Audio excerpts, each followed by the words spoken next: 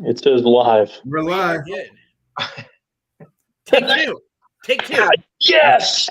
Let's go. You I guys guess we're- missed some of the best information ever. I gotta tell you. I guess we're live. You know, I was unbelievable.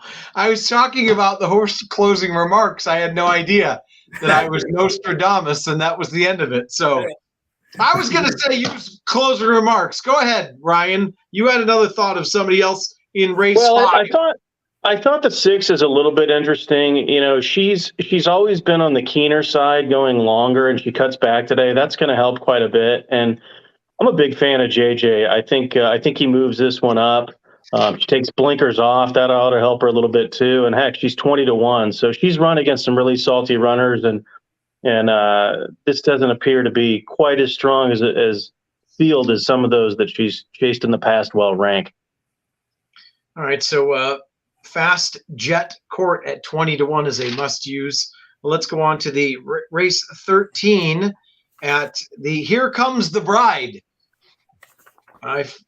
Gino, why don't you start us off with race 13 here? Yeah, this is a mile on the turf for 3-year-old fillies in here. I thought the 2 Mischievous Kiss for Bill Mott hasn't raced since November the 28th. Doesn't really concern me all that much with her running style because I think she's going to want to sit mid-pack toward the back of the pack anyways and make one late run.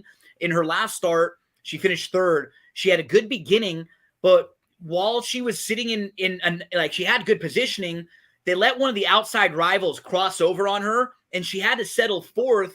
About 2 lengths off, she got shuffled back to 6, and she ended up 3 deep. Just a little bit of movement early on that put her in a bad spot after she could have been in a much better spot. Mischievous Kiss, I sort of look at the way this race shapes up. I think there is a pretty decent amount of pace in here, especially with a horse like Leah Marina drawn to the outside. I think she's really talented, but I think she might get forced a little bit, and that may quicken up this pace in here. So I'm going to use the 2 Mischievous Kiss. I'll probably have lots of the 3 Diamond Wow also, who's forwardly placed, but can also maybe sit a little bit down inside if they have to. I'll use a lot of combos of those 2 in the pick 5 here to close it out.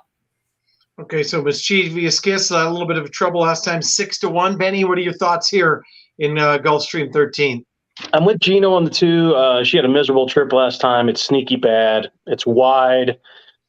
She got pushed out of the way by an inside horse, and like Gino said, lost some positions and then got stuck wide. And she actually stuck in there pretty good. And over that turf course at Aqueduct, that turf course tends to favor inside runners quite a bit. But I do really like the 4. This is similar to one of the horses I described earlier. I believe it was it was the first leg of this sequence. This one just had a massive gallop out. So Spenderella had a good trip, but man, watch that gallop out. It's next level. There's a lot more here. So I'm all about 2-4 in this race. If one of those doesn't win, I'll be quite surprised. So you like a couple. I like this. Benny likes a couple of the lightly raced in horses in leg 1 and leg 4, both 6-1. Both obviously with a lot of upside. Craig, what are your thoughts here in the 13th of Gulfstream? Well, me and Benny are on the same side. I'm all over the 4 horse. The 4 horse could have raced with Lasix if it wanted to in the last race, but it didn't. And reason maybe they had this race all in mind, and this race you can't wear Lasix. There's no Lasix, so that might have been a reason why they didn't use it. They had the opportunity to use it, but they didn't use it. So I'm thinking, he had this race special for it. Like he said, the gallop out was something. And this trainer is good, better second time out. Morton, he does better second time out than first time out for us. So the horse winning like that the first time, so it just shows you I think he's going to move forward. And then the turf breeding's monster turf breeding. This old paid $220 for it for a horse that started out with 10,000. They ended up paying $220K for this horse. So somebody liked it, and they bet her first time out as well. She was almost cut in half. She was 12-1 morning line, so she took some action. Right. So you got some bet, but those are my thoughts on that race. I'm all over that, and I might. I'm not knocking the 8 horse. You guys got a good horse, the 6, and the 8 horse got a shot, but I'm more on top of the 4. Before we get to the fifth and final leg here, you can get free PPs, by the way, on Equibase for the All Stakes Pick 5, the Dirt and the Turf. And also, just talking to you guys, we've already talked a lot about watching Gallop Out, watching this and that. I think two tools you can use. First of all, one of them you can use is tripnotepros.com. I thought you were going to talk about yourself. I was like, you're the man who never sleeps and does all the work for you. But Benny, and I was going to talk about XBTV as well, but it's so important to look at the races yourself, watch the workouts yourself, and especially nowadays, it's the only way you can get really some hidden or some value, because people are too sharp, and you got to find things that no one else can see, Benny. I totally agree. To me, it's all about subjective information. There's just too many sharp players out there. Like you said, there's computers and really guys that have created algorithms and all the statistics to come up with horses and basically spit out good data. It's not inaccurate. It's very good data, but inevitably it ends up baked into the price. And it's the subjective data that can give you some value. I think it's actually the last element in horse playing is the subjective. And actually XBTV is doing a great job as well. I'm starting to look more at workouts now than I ever have, because it's just so critical. Yeah, I was looking at some workouts with George O before the show started, and there was a couple horses that worked 101 and change, and on paper it said the exact same thing. You watch the workout, one was clearly better than the other. So if you don't watch it visually, it's completely different more often than you would think, right, Gino? Yeah, and that's the thing, right? Benny was saying there are a lot of computer players out there now, but they are going to spit in numbers and stuff. Where you can find an advantage are the things that their numbers might not find. Like he was saying, some of the reasons why horses had a troubled trip, right? That's something that you find in the video replay, or that you can find in the workouts there before there's all that information to go off of. So yeah, I'm the same way. Like I don't have a formula myself. I don't have a quick get rich scheme. I wish I did. For me, it's just watching as many replays as I can to where something I go, oh, that's not in the comment lines. Nobody mentioned that. Nobody wrote that down. Maybe I saw something, or maybe not that many people noticed. And that's the key. Like Benny does too. That's where I think I find my advantage.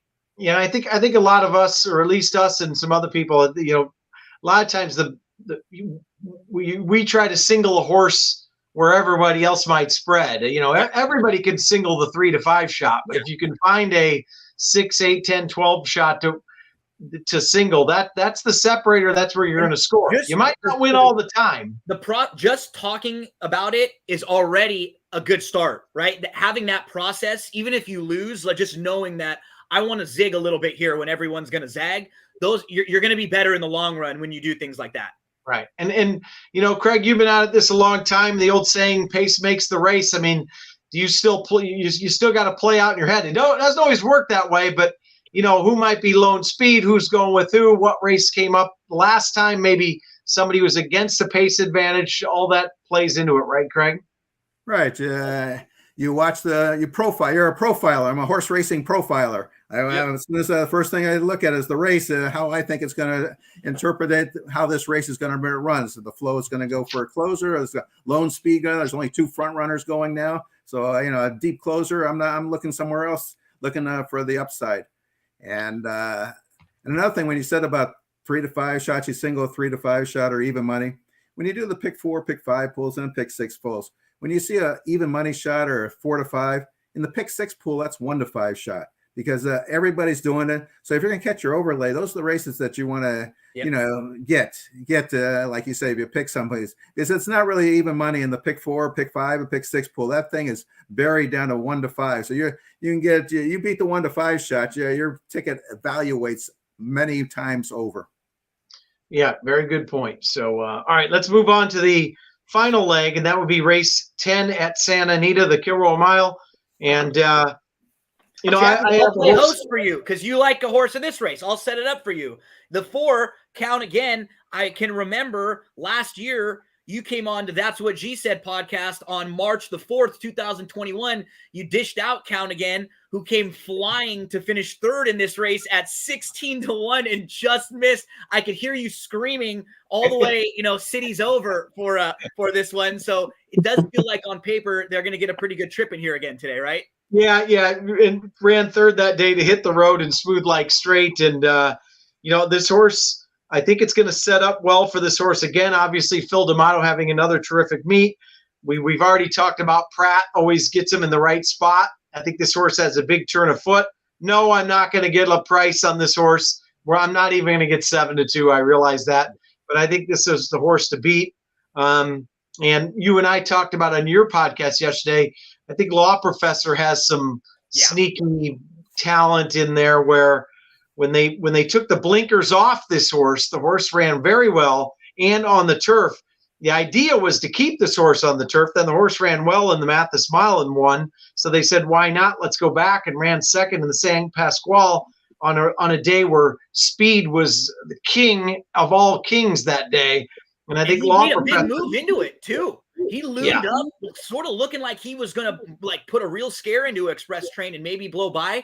I think it's the distance a bit with him too. He feels really like a nice miler. Seems like the mile in an 8th race might be a tad beyond his scope right now. I think that's why they picked running in here instead of running in the big cap, where it probably would have been your second choice, maybe third at worst in the big cap there. So yeah, Law Professor's fun. He'll be on a lot of my tickets, and he's kind of versatile, right? He gets the trip. He probably doesn't have to be as far back as Count Again, and maybe he gets the jump on Count Again in some of the deeper closers. I can tell Benny's ready to jump through the screen, so I have a feeling he likes somebody different here. I do like Law Professor. I like Law Professor. I like Count Again. I've got nothing more to show. I mean, Law Professor to me, when he was a puppy 3-year-old, he showed some talent, but he got that break. I think he really matured. And then his last turf effort, I hate speed figures on turf. I can't stand them. I think they're less than worthless. They went so slow in that race, and he was parked wide. He ran so much farther than everyone else. Doesn't win on the grass. That trip never wins on the grass. And I'm watching the replay, and I'm going, okay, this thing's got to stall. And he just kept coming and coming and coming. And he even galloped out well, which for as much ground as he covered was special. So, I'm all about Law Professor. I think he's a must-use in this race. Craig, any thoughts here in the final leg? Yeah, I think you guys, count again. Yeah, count again. But I'm going to be using the Exacta-Box, Count Again, and Space Traveler. I like Space Traveler.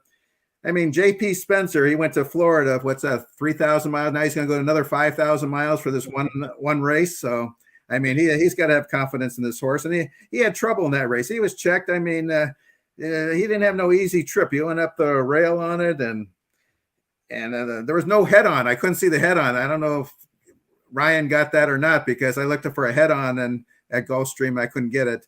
But what I saw on the pan shot, I mean, it looked like he had some trouble. And his third race back, and if he believes he come back, extra 5,000 miles for one ride, I think it's going to be live. Yeah, that horse is legit. I have nothing bad to say about him. I'll be using him as well. Yep. Any real quick before we move on, any thoughts on Subconscious? Who if this horse still has the talent, this is the time you're going to get a little bit of a price after running second the last time and having a couple poor races. All of a sudden, 5-1 in the morning line, it might drift up. Ryan, is that a use for you, Subconscious? Not for me. I think Count Again's better. I'm willing to kind of root again. If he beats me, but I don't think he's much of a price anyway. So there's no sense in me including a horse just trying to survive when I have big numbers elsewhere. Yeah, agreed. All right, so that was the all turf pick 5 with cut in half, and round 2 we started back. So let's go to the coast to coast all dirt stakes pick 5, which actually starts over at Santa Anita, and that would be the San Carlos at 7 panels. And Benny, Brickyard Ride has got all the speed in the world, drew the rail. What do you think here? I got nothing bad to say about him, but I'm not going to be using him. I do think he's one of 2 that I think can win, but I'm not going to be using 2 horses and try and move on. I love Cezanne. One of the things that we talk about is a comfort level, and you glean so much when you stare at a horse. He absolutely hated the dirt in his face last time. He stalled. He slightly climbed. He lost plenty of ground on the backstretch, which doesn't show up anywhere. I think he's legit, and I think the other Baffert, I don't think he's not fast enough to keep up with Brickyard Ride, but hopefully do enough of the dirty work early to where Cezanne comes rolling home, and that'll be my single in this sequence. Gino? Yeah, I'm with Ryan there too. I think Cezanne's really, really tough. And just from like a pattern standpoint, this is a horse who didn't race from August of 2020 to April of 2021 and had that monster win in the Kona Gold. And then after that race was sent to the bench from April to January. So I know we all always assume that Baffert's going to get a horse ready, but some horses individually are just going to be better with racing, right? They're just going to be fitter. This horse should be so much fitter and have a lot more bottom in this race. And at 7 furlongs too, I think 7 furlongs is a better distance for him than the straight 6. I'd always prefer like the 6.5 or 7 for him. So yeah, I think it's a really good spot. Brickyard Ride, it's not like they wouldn't go, but maybe they're even forced a little bit more from the rail where, you have to make sure if you're a step slow, you gun out. Yeah, I think it's a great spot for Cezanne. And I didn't really love anyone else. That's why. I mean, Shoot or Shoot, maybe a horse like that's underneath that could kind of grind in there. But I feel like an A game from Cezanne, and nobody else is close in this race. Well, one thing too about Cezanne that I could tell you on my own back to watching XBTV is not only did, like Benny said, the horse didn't like the dirt in the face, but you see Baffert's there and you look below. Oh, people say he was working bullets. Cezanne was not working great before the last race and has been working much better since. So, like you said, I think he got a lot out of that last race and needed it. I tried to beat him the last time because of I didn't love the works from XBTV. Much better now coming into the race. So, Craig, what are you trying to beat? Look like they're all over Cezanne here. Well, what I'm going to do, I'm going to have the all button on my first, so I'll be live for the next race of the Pick 5. There we go. And then you guys talk me into using the 4 a little, but I think it's a wide open race, and so I don't have much opinion in this race because I think a lot could win. All right, so we move on to race leg 2, and that would be the WinStar Gulfstream Park Mile, which is Gulfstream Park race 10. Gino, what are your thoughts here? Yeah, Speaker's Corner is really nice. This is like a really nice horse. He dealt with a lot of pace pressure last time out, and it looked like Fearless was going to loom up and blow by him, and he put Fearless away and kicked on. So I think a lot of people are going to focus in on Speaker's Corner. I respect the heck out of him. I don't really have knocks on him, but I like someone else in here a little bit more. I think this race shapes up and sets up very well for Collaborate towards the outside. I think Collaborate will probably get a little bit of money here. If you look at this horse's pattern, I mean, he was always supposed to be very good. This is a horse who was only 9-2 in the Florida Derby. This is a horse whose best races have been here at Gulfstream Park. All 3 of his wins and both of his victories, both of his races going the 1-turn mile at Gulfstream have resulted in wins. Now, towards the end of last year, he raced in the Curlin, and he just didn't fire that day, and then he was sent to the bench. So I think you can put a line right through that. He showed back up in January in a race that I thought was a prep. Of course, they want to win the race, but going 6.5, you feel like the mile is really what this horse wants to do best. And he was in some traffic trouble right away. Immediately, he was shuffled in between horses. He was kind of 6th. He was in the 3 path, about 3 off. He was always in between, bouncing around. To me, he was one of the horses before that race that I didn't know what kind of heart he had. I thought he might have been one of those types who, when things go all his own way, he can really run it up, get a big buyer, maybe sit second or get the lead. But he actually overcame some trouble that I think this horse has some fight in him and is actually pretty good. Once he angled to the outside, I mean, it was just over. Like, he just went right by them. He was geared down, and that should set him up very well second off the bench. I like that they gave him a lot of time to recover from that race. He's had now 2 months. So, yeah, it's not a quick turnaround, but he's still going to be fit from there. I like Collaborate quite a bit, sitting in a really good spot, maybe 3rd on the outside there, and Collaborate. If he's about half of what's morning line, I think he's probably more like a 4-1 shot or so in here. So 8-1 on Collaborate, and like you said, all 3 wins at Gulfstream Park. Clearly likes the 1 turn, and obviously the mile there is a 1-turn mile at Gulfstream. Craig, your thoughts as we lost Penny for a second? Okay, well, Gino, I favor that horse a little bit. You look at the 2 6.5 furlong races he's got on the form, and the next race, mile, he moves forward. He won both of them. He both ran the 6.5, and then he won the mile. So it's like they're prepping. He's prepping him for 6.5 because they're going to go the mile the next time, and so that's what they're doing this time too. And like you said, he's 2 for 2 at that distance. He's got no knocks. The favorites, Fearless and Speaker's Corner, get him in there or something, but not 100%. Gino's thing, but I fairly like the price on him. And if you're trying to look away from the favorite, that's probably a place to go to. I think the 4th place finisher of that race too just came back to win the Pelican. This is kind of an intriguing race because between today at Gulfstream and tomorrow, there are a lot of horses running that came out of that race. So we'll kind of get an idea of if it's really live or not, with Collaborate and a couple of the others. Benny, you going a different direction here? This is a spread race for me. To me, it depends on what Joel can intimidate Junior to do. Speaker's Corner doesn't need the lead, and Junior's a very, very patient rider. He tends to grab a lot. This last race for Speaker's Corner, he just kind of sat there and let this horse do everything down the backside. I expect him to do the same. And because of that, I think Joel could actually fire off and actually make a clear lead and become dangerous. If they hook up, I think there are several that can win. I did think Gino's Collaborate was interesting. He's a use for me. Endorsed is used for me. He didn't have a very good trip at all. It was very, very wide throughout, actually ranged up into second, and was fighting with the horse of the year and Nick Sco through the turn and looked a very threatening presence. He's got to be a use for me. New York Traffic is interesting to me. He's 1 for 1 over the track. He's got some races that threaten. And a bomb here, Bourbon War. I don't know if he's good enough to win, but I like it when a trainer claims and changes, and that's what's happening here. I watched that turf race.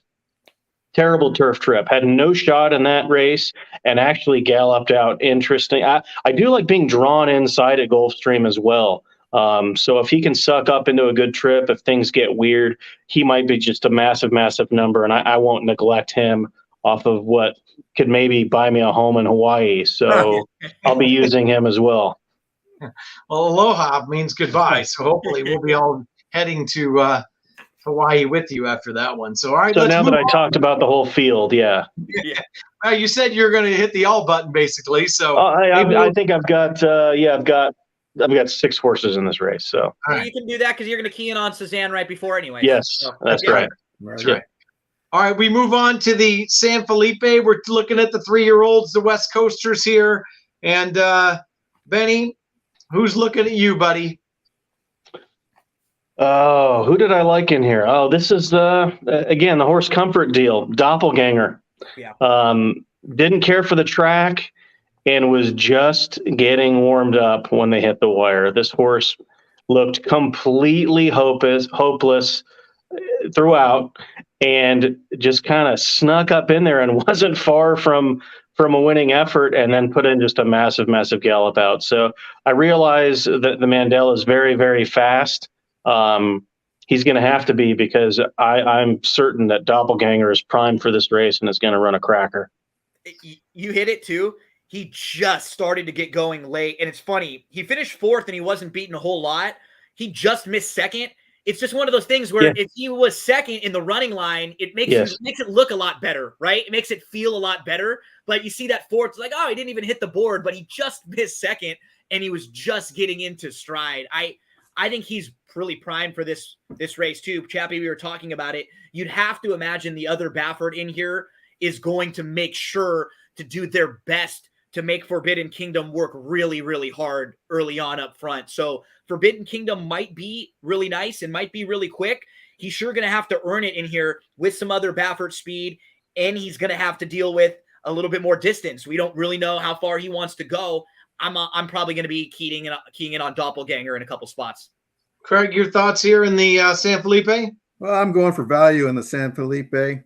There's a couple of horses in this race. The 2 and the 4, they're not even nominated for the Derby, so they're just trying to run for 3rd or 4th or something like that. Trying to grind out some barn money, and it's a distance. I mean, you got to think.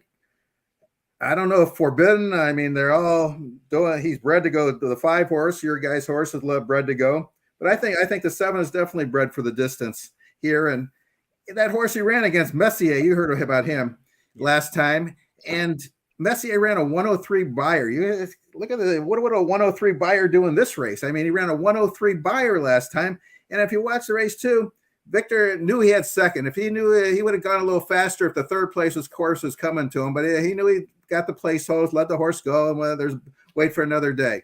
And they had a productive race on November 28th. That's mile with had like 2 horses win on the November 28th turf race.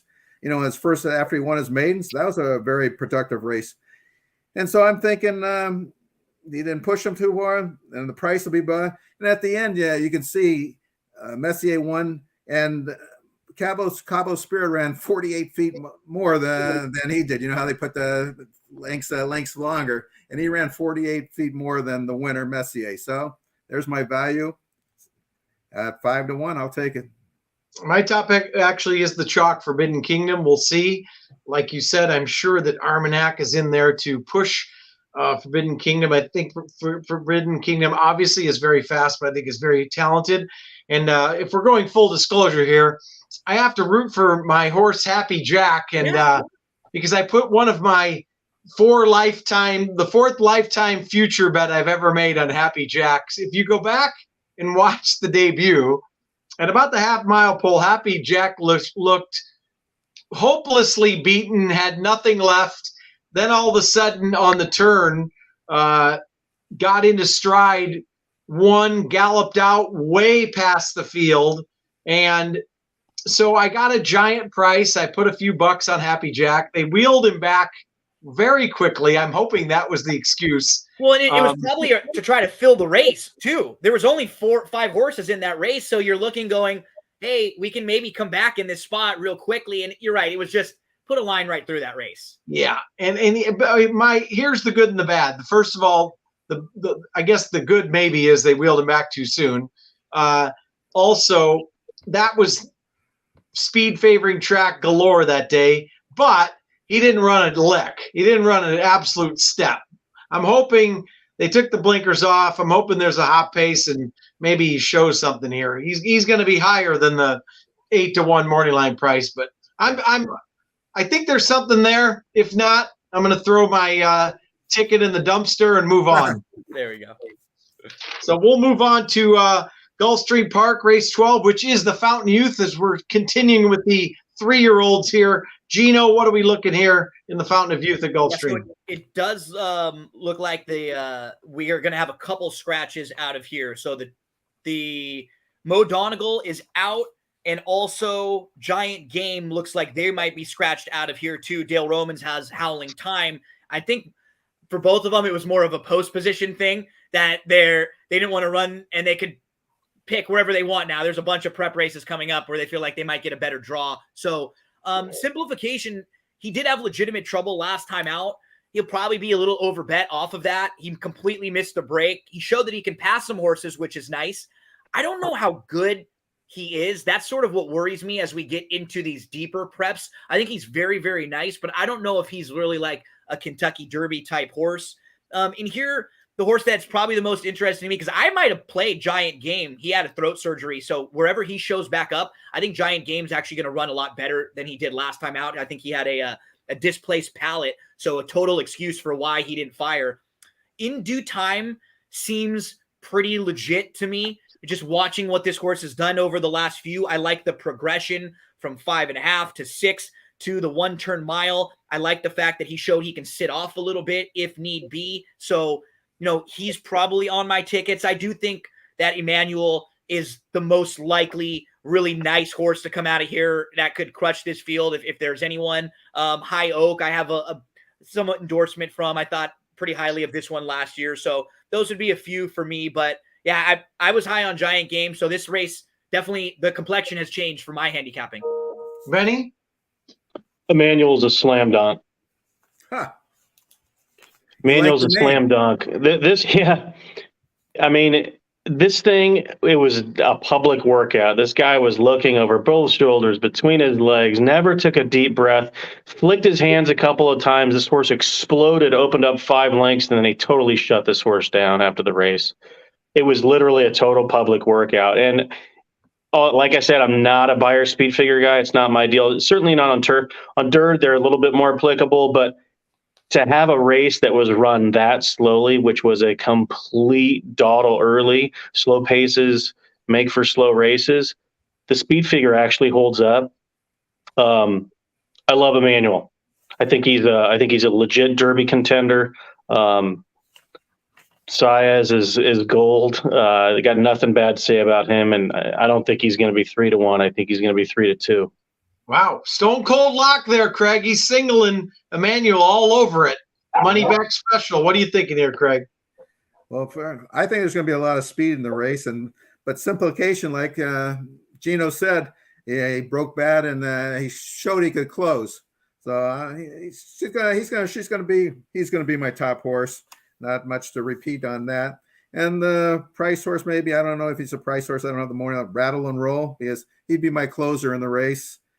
Yeah, they paid $210,000 for the horse, and they've been waiting. I mean, it could be he might need a race, but he should be rolling at the end. That's for sure.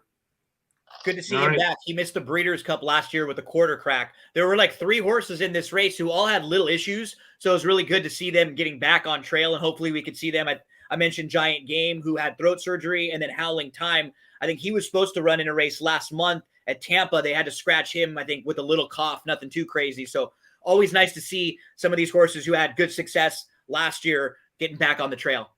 Absolutely. I love it. All right, so we go to the final leg, and that would be the Santa Anita Handicap presented by Yamava. And Craig, what are your thoughts here to close out? Whoa. This race is supposed to be sponsored by Trip No Pros. And Trip No Pros. What happened? What happened to my sponsorship? Or my paid sponsorship? I'm gonna have to talk with you guys. I'm gonna write that in and Trip No Pros. I meant to say that. So sorry. Craig, what are your thoughts here in the big cap? I remember when the big cap used to be $1 million race. At least it's still got its grade 1 status, so that's good for something. But my favorite, I'm gonna mention my favorite big cap was Vigers one. The White Tornado came on that one. That was Daryl McCard. I was there, and had a bunch of $5 tickets. I bought like 60 tickets, $5 tickets that day to put it all on. Meanwhile, I don't have much surprises for you. I like the Express Train against Stiletto. I mean, I can't give you a big value there. I mean, look at Stiletto's. We all know what Express Train did last time, and like Santa Anita. So I'm not knocking that. And then Stiletto, look at ran against Life is Good, Flight Time, Knicks Go, Medina Spirit twice. The last 5 races, look who he ran against. My gosh, I mean, if he doesn't have class in this race, he deserves to be in it. He's a newly 4-year-old, but so I don't have no big shocking developments here. Yeah, their Stiletto Boy certainly isn't facing any Flight Lines, Life is Good, or Knicks Go today. But what are your thoughts here, Gino, in the big cap? Well, it's in the big cap presented by That's What G Said podcast, right? Is that what we're going to do? Yes. I forgot. I forgot. That's awesome. And the Morning Light Sports Show. I was going to say, we can get all of them in there. We get all the title names there. I love it. The sponsorship here. So Express Train's the horse to beat. My major concern with him, though, is that he has not been quite as good at 1.25 miles. So that is a knock on him. Like, he ran a really good race last year, went second, but we haven't seen him in the winner's circle or quite as good going the 1.25 miles. So the problem I had was there's just no one that slapped me over the face that was overwhelmingly going to take advantage of that against him. Like, who was going to really get the distance? And the more I dug into this race, I could get a little crazy. I'm going to tap into the taste, Chappie. A little tapatio with a soy. This is the only horse in here I really think wants to just run long and keep going. If you'll notice, This is a horse who actually flashed a little ability early on. He was in some productive races, the Essential Wager, Disco Ball race. Disco Ball came back and beat him in his third start. And he's gradually just like moved forward a little bit in each race. And on January the 8th, they sent him a mile and a 16th. He went to the front. He won that day. Third place finisher, came back to win a maiden special weight next out at Gulfstream Park. That was Invisible War. Then the race on February the 18th. He was favored that day, and you kind of are assuming he's going to go to the lead off of his last effort. But he broke poorly, and they just kind of geared him to the outside. They did not rush him at all. He was hooked really wide in a small field. If you bet him in that race, you were probably thinking you were in some serious trouble in about the first quarter, because the horse was just looking like he was just loping along towards the back. They knew that they've got something under them with this horse. And when they asked him, he started to respond a little bit. And in the last like 16th of a mile, this horse really gets going late. I think he should have no problem with the distance. It's just, how good is he, right? Is he good enough to really stack up here? At least he's got enough positional speed to where he's not going to be outrun. And if you took Express Train out of this race and it was a race with no Express Train and everyone else in here, just off of numbers and figures, Soy Tapatio would actually stack up pretty well with most of this group.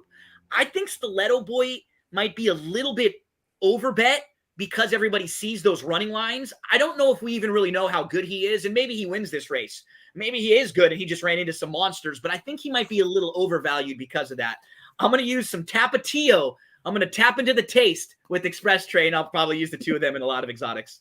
All right, so Benny, Gino's thinking bombs away here at 20-1 on the morning line with Soy Tapatio. What are your thoughts here to close out the day?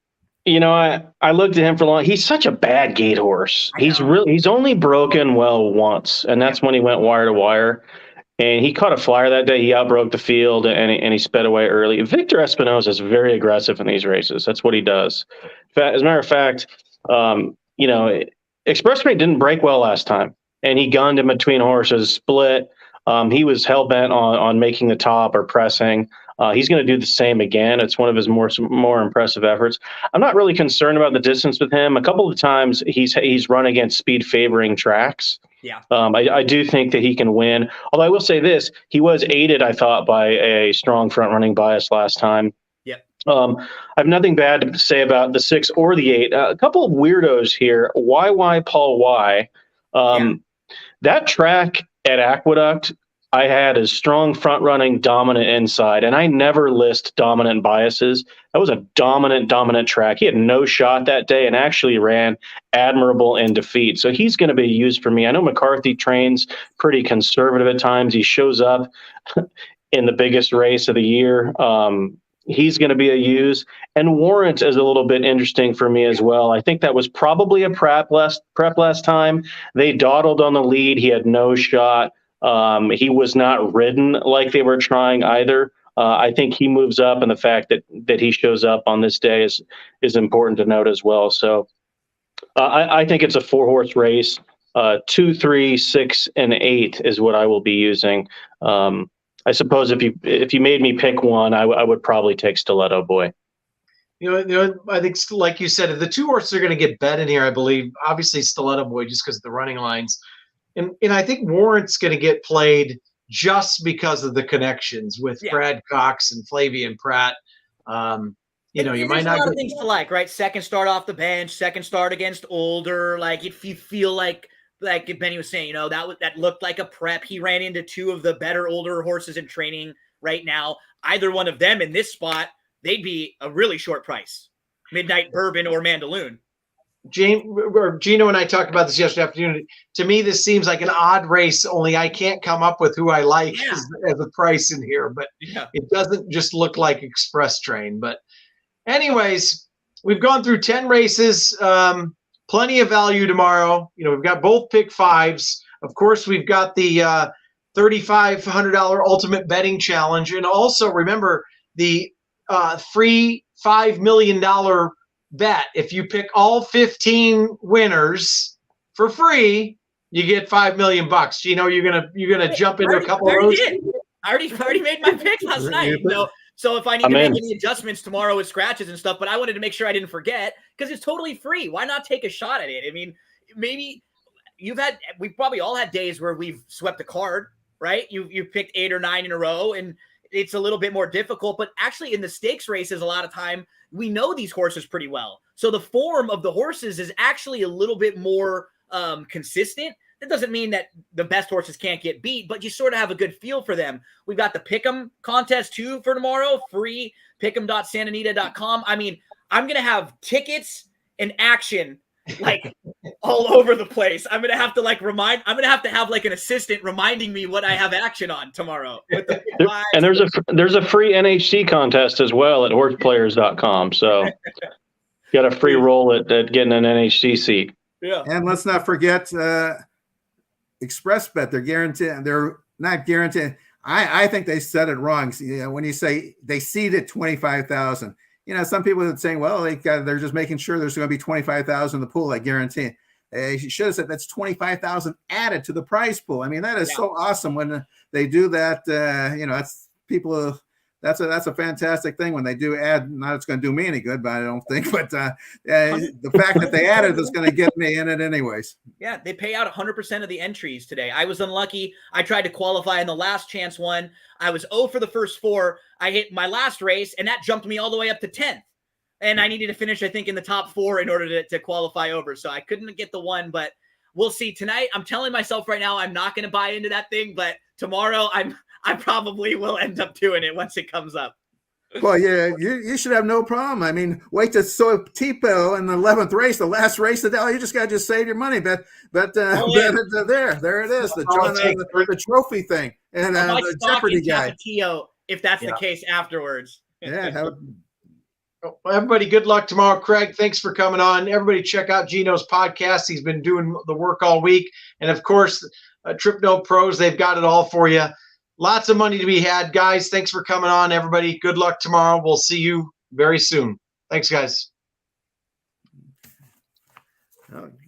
Went pretty well.